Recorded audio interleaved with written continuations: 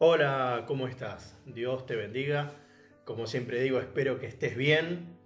Es el deseo que tenemos de que estés bien, no solamente en lo físico, en lo económico, sino también en lo espiritual, que es lo importante, es lo principal. Uno siempre se preocupa y se ocupa de los hermanos que uno quiere, de los hermanos que uno discipula, de los hermanos con los que uno se reúne a cantar, a compartir, a divertirse también, ¿por qué no?, con los chicos, a veces los sábados, y a aprender de la palabra de Dios, también a exhortarnos los unos a los otros, a retarnos, a acomodarnos un poquitito para que todos podamos ser mejores creyentes, mejores cristianos, que seamos cada vez más perfectos y parecidos a Cristo. Sabemos que Dios lo dice, que tenemos que ser cada vez más perfectos y acercarnos a la magnitud de Cristo.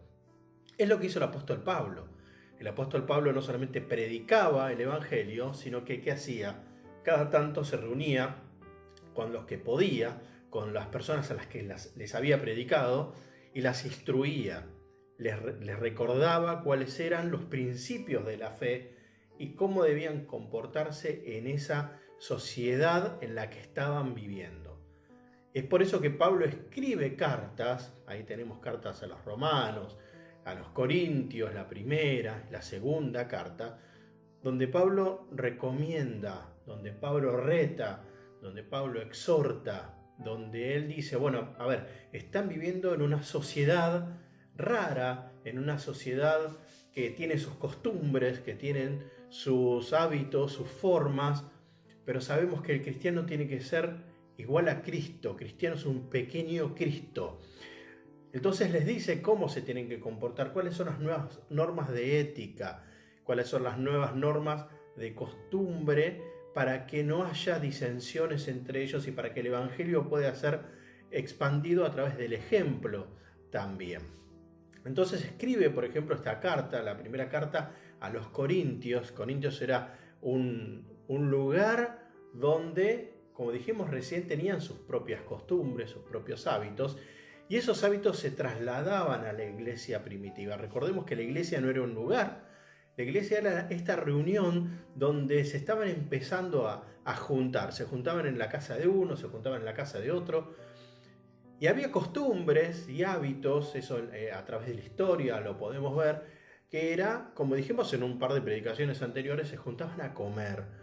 Eso era parte de la coinonía, ¿sí? Recordás, es unas 3-4 predicaciones atrás lo hemos visto.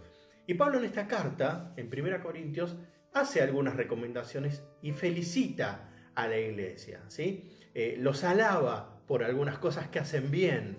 Eso demuestra una actitud paternal, una actitud de padre, de discipulador, una actitud también de ejemplo para que el día de mañana otros lo hagan. ¿Qué es lo que pasó con Timoteo después? Él enseña, él discipula y pretende que después otros hagan lo mismo. Por eso escribe la carta a Timoteo. Pero ¿qué pasa con Corintios? Los alaba en algunas cuestiones, por ejemplo en el capítulo 11, versículo 2, podemos ver que les está alabando, les está diciendo estas cosas, les están haciendo bien, pero más tarde, en el versículo 17, les dice, bueno, pero en este tipo de cuestiones no los alabo. ¿En qué cuestiones no los alababa? Justamente cuando se encontraban las personas de más poder económico con las de menos poder económico, y las de más poder económico llegaban, esto recordarán que ya lo hemos visto, llegaban, se juntaban, comían, hablaban de sus cuestiones, cenaban, pero no esperaban a los que tenían poco y llegaban más tarde, a los pobres, y estos pobres tenían que comer las migajas y no se enteraban de lo que habían charlado antes estos nuevos cristianos que eran más poderosos, porque había normas que había que empezar a cambiar. Entonces Pablo, ¿qué dice? Espérense los unos a los otros. Es más largo el versículo, pero te invito a leer todo el capítulo 11, es muy interesante. Pero dice, a ver, el que tiene hambre, el que viene desaforado a comer, que coma en su casa. Acá reúnanse para cenar en confraternidad, en coinonía.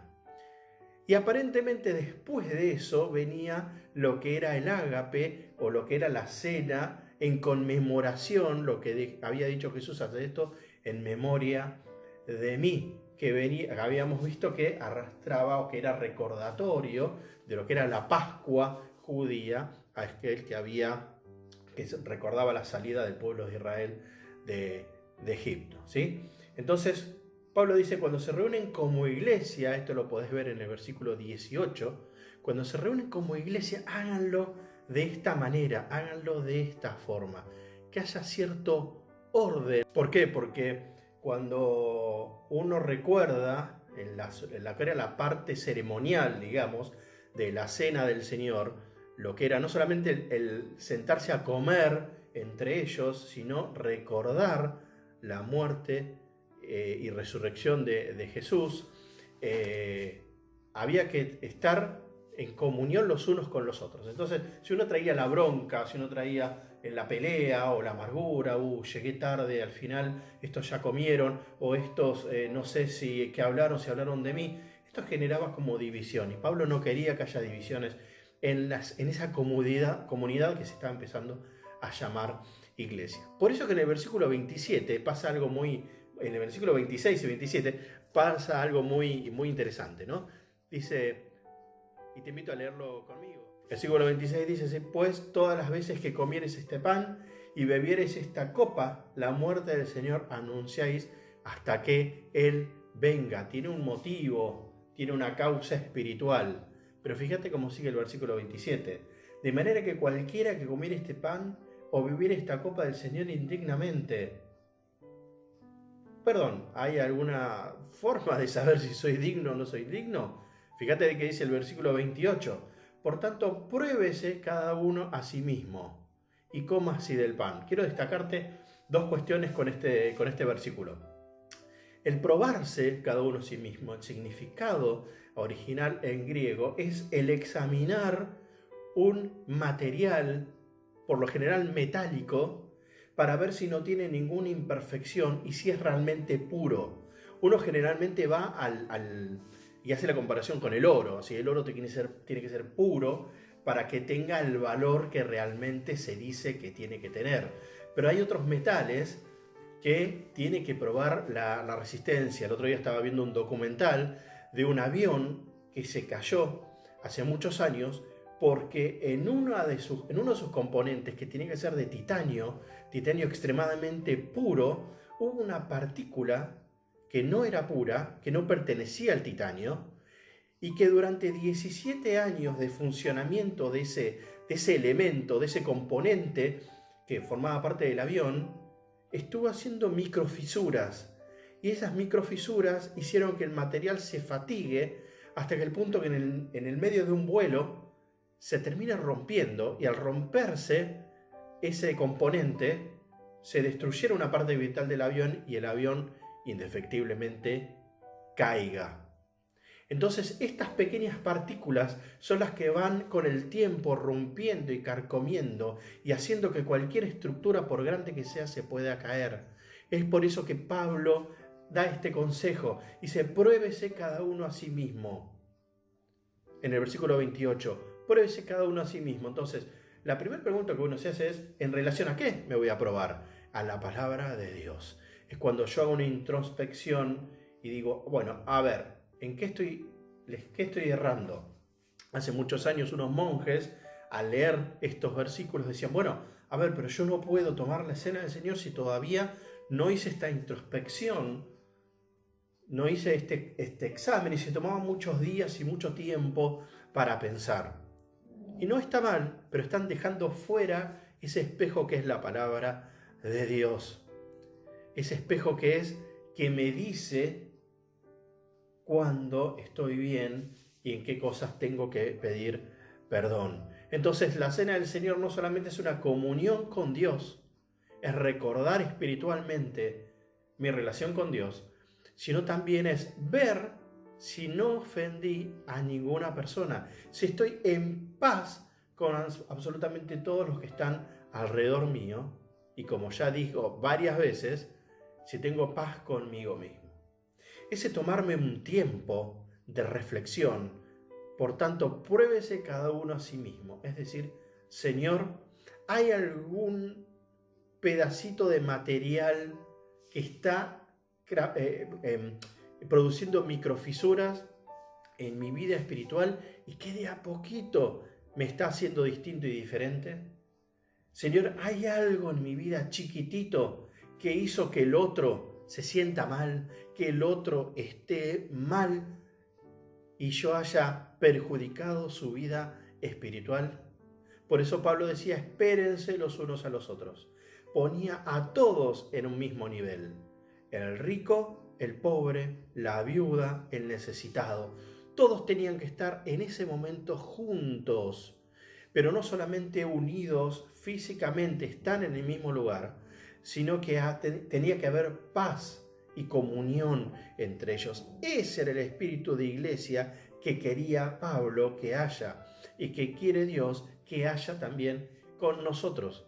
Entonces la cena del Señor no es solamente un acto de recordación, porque lo dice, sí, la Biblia, en el versículo 26, así pues todas las veces que comiereis este pan y bebiereis esta copa, la muerte del Señor anunciáis hasta que Él venga. Es un recordatorio de la muerte y resurrección de Jesús y de su regreso para venir a buscarnos.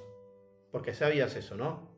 Cristo nos va a volver a buscar y vamos a ir al cielo, pero mientras tanto tenemos que mantenernos en santidad. Entonces, en esto de examinarnos los unos a los otros, yo te invito a hacer esto. Examinémonos los unos a los otros. Examínate vos mismo, porque es algo que no puede hacer otra persona. Yo acabo de decir, examinémonos los unos a los otros. Quizás me expresé mal. Tengo que decir, examínate a vos mismo. ¿Por qué? Porque otro no te puede examinar a vos. Yo no puedo examinar al otro. Eso ya es juzgar. Tengo que examinarme a mí mismo. Decir, bueno, a ver, Señor, ¿cómo estoy con vos? ¿Cómo estoy en mi relación con vos? ¿Cómo estoy en mi relación conmigo mismo? ¿Cómo estoy en mi relación con otros hermanos? Y el Espíritu Santo te va a empezar a hablar, te va a empezar a decir, quizá no porque hiciste algo malo, porque quizá te hicieron algo y lo tenés todavía. Entonces perdona, saná eso que está. O tenés que llamar a alguien y no lo llamaste, o tenés que hacer una buena obra y no lo hiciste. Cuando se te cruza ese pensamiento de hacer una buena obra, hacelo. ¿Por qué? Porque más allá de que estás limitando la bendición, y eso ya escuchamos muchas veces, estamos desobedeciendo lo que Dios pone en nuestro corazón. Por tanto, pruébese cada uno a sí mismo y coma así del pan. No dice Pablo, entonces si te examinás y te da negativo este examen, no podés comer, o como hacen algunos que dicen, me voy a poner en autodisciplina o en autodisciplina espiritual. No, el desafío de Pablo es, examinate, si encontrás algo negativo, resolvelo, y después de eso, come el pan y bebe la copa. Hacelo. No te quedes a medias, pero resolvelo. Porque hay bendición. Bendición para vos, bendición para la iglesia, bendición para todos los que están alrededor tuyo. El apóstol Pablo da muchos consejos en esta carta, da muchos consejos desde lo espiritual, por supuesto, pero también desde lo ético y desde lo humano, porque somos personas. Somos seres humanos que pensamos, que sentimos, que tenemos esperanza, que tenemos sueños y que a veces también queremos algunas otras cosas. Fíjate cómo termina este capítulo, el versículo 34. Dice, si alguno tuviere hambre, coma en su casa, para que no os reunáis para juicio. Este se comió la mejor parte, este viene con un montón de hambre, este no come, anda desconfiando. No, nada que ver. Pero termina en la forma más linda que a mí me gusta. Las demás cosas las pondré en orden cuando yo fuere. Había cosas todavía que poner en orden, había cosas que cambiar, pero Pablo habla de una esperanza de que cuando él vaya a visitarlos. Y es lindo cuando alguien dice, che, voy a ir a tu casa y te voy a ir a visitar. ¿Vos qué haces? Limpias todo, ordenás todo, acomodás todo, y esperás a esta persona de la mejor manera. Y todos estamos esperando eso, que esta cuarentena se termine como para salir como para reunirnos, como para estar con aquellas personas y seres queridos.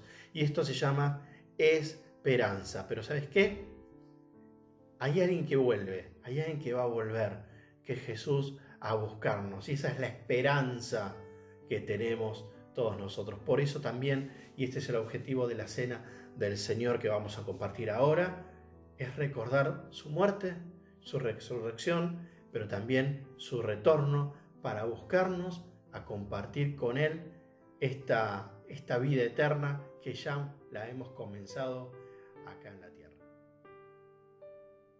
Estamos en 1 Corintios 11, espero que tengas tu Biblia abierta, y dice el versículo 24, y habiendo dado gracias, lo partió y dijo. Entonces una de las primeras cosas que vamos a hacer es dar gracias. Y yo te pregunto, ¿en qué cosas tenés que dar gracias? ¿Por qué cosas en esta cuarentena tenés que dar gracias? Vemos que en las redes sociales, en todos los medios, siempre hay cosas malas. Siempre están las malas noticias. Pero la Biblia dice que al que ama a Dios todas las cosas le ayudan a bien. ¿Y por qué cosas tenemos que dar gracias? Yo te invito a que vos des gracias por lo que Dios te dio o por lo que no te dio, por lo que evitó que te pases. Demos gracias por la familia, demos gracias por que Él nos sustenta, demos gracias porque a pesar de los conflictos y de los problemas que la Biblia dice que van a venir, al cristiano no los va a afectar. Y los noticieros dicen que eso ya está, sin embargo el cristiano no los va a afectar en ningún momento. Y su palabra dice que estaban todos, y habiendo dado gracias, lo partió y dijo: tomad, comed, esto es mi cuerpo, que por vosotros es partido, haced esto en memoria de mí. ¿En memoria de quién? En memoria de Jesús, en memoria de aquel que murió en la cruz del Calvario por nosotros, que se entregó voluntariamente.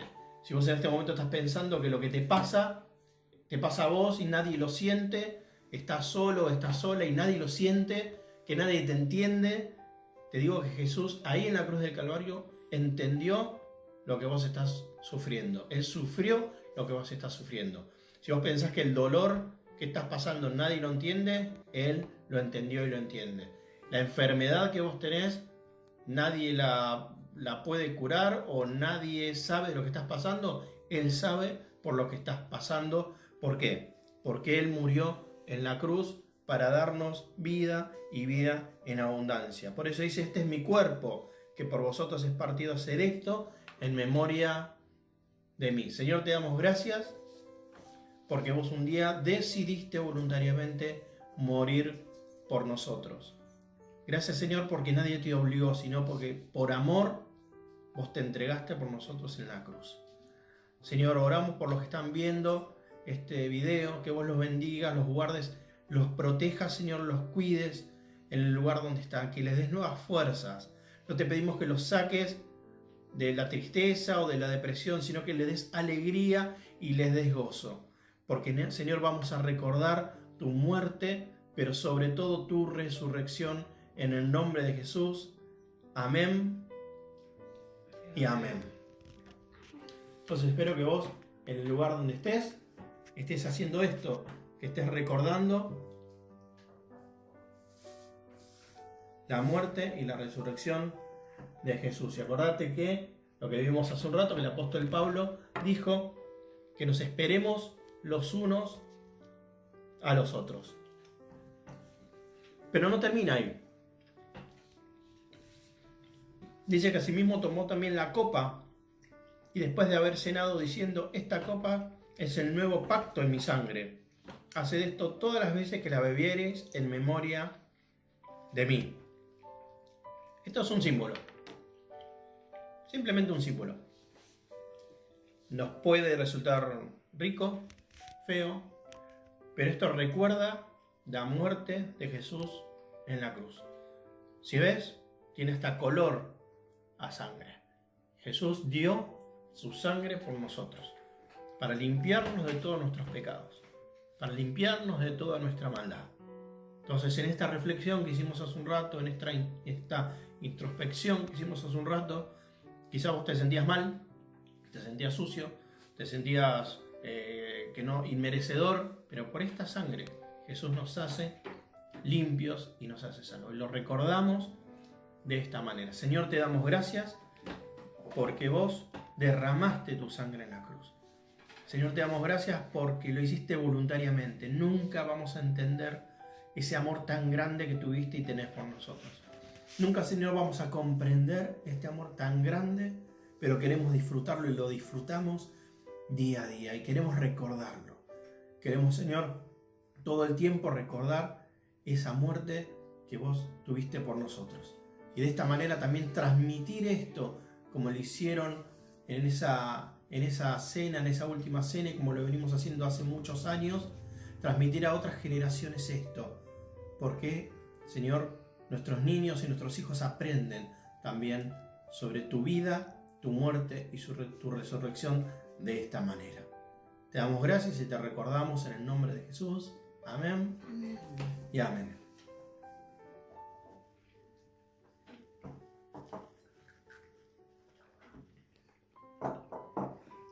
Y dice el versículo 26, así que pues todas las veces que comieres este pan y bebieres esta copa, la muerte del Señor anunciáis hasta que Él venga.